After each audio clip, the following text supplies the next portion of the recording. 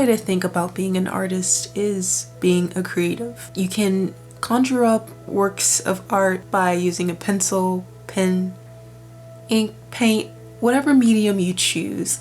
For me, my medium is pencil.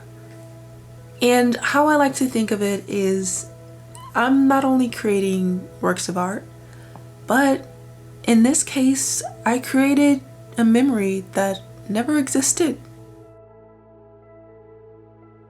When my cousin came to me and asked, "Would you be able to draw a drawing for me?" Of course I can. She asks if I can almost create a drawing basically out of nothing.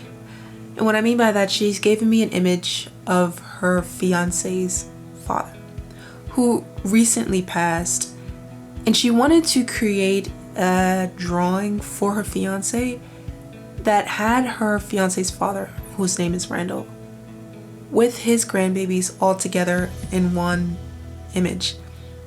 And we all know the saying, a photo or an image can say 1,000 words, but I can imagine how much a drawing could express to its viewer. And in this drawing that I had to create was Randall with his 3 grandbabies. Randall passed away before getting an image or getting a photo with all 3 of his grandbabies. You know, having that memory or that moment with all 3 of your grandchildren was something that my cousin's fiance really would want.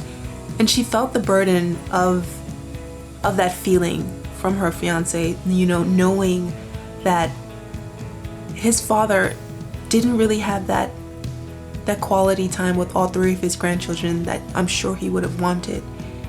So she wanted to get a gift for him that said, "Hey, I see you, I hear you, and I feel your heart."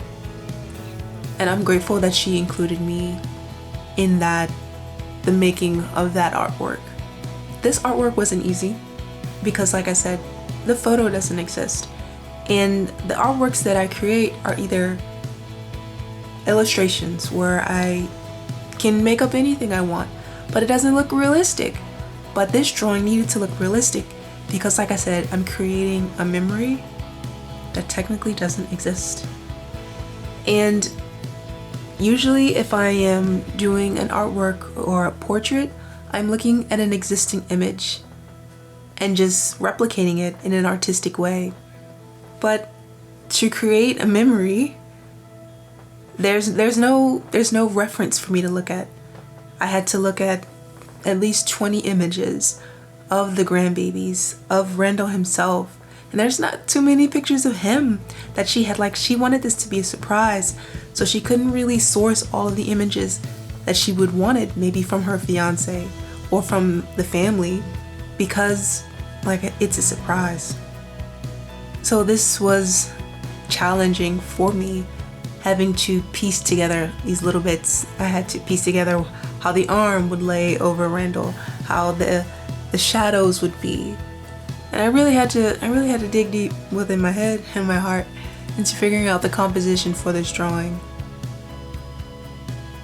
But overall, I am happy with how it turned out.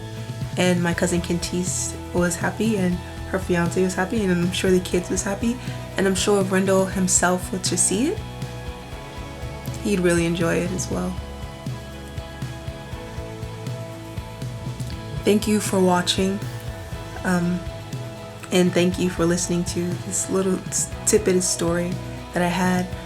I draw these types of works because it's what I can do, and I make videos about it so that you all can see my process, how I get through it. So if you like this video, let me know. You can like it if you'd like. But till next time.